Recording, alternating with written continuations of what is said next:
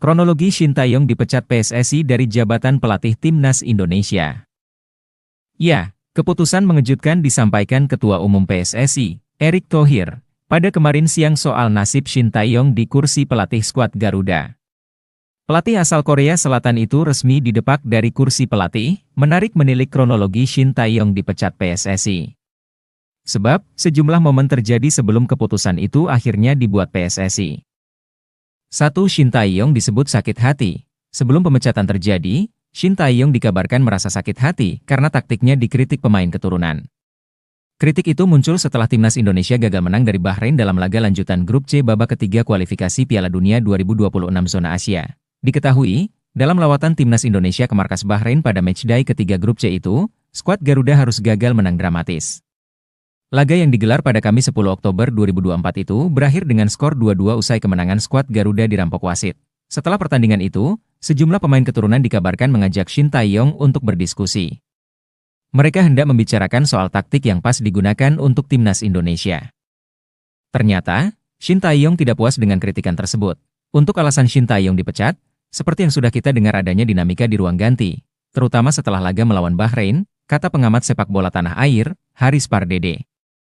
Tadi saat konferensi pers, Pak Erick Thohir bilang sudah membahas pergantian Shin Tae-yong dalam beberapa bulan terakhir, atau mungkin pada September atau Oktober 2024 dan ini sesuai dengan isu yang beredar adanya friksi antara pemain diaspora dengan Shin Tae-yong. Lanjutnya, pemain diaspora kemudian mengajak Shin Tae-yong untuk berdiskusi soal taktik.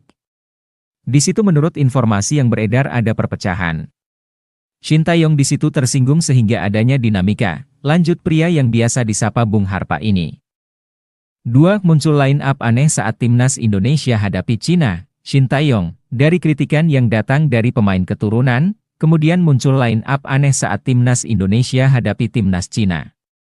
Pertemuan kedua tim itu tersaji di matchday keempat Grup C. Kala itu, Shin Tae-yong melakukan banyak pergantian di daftar starting 11.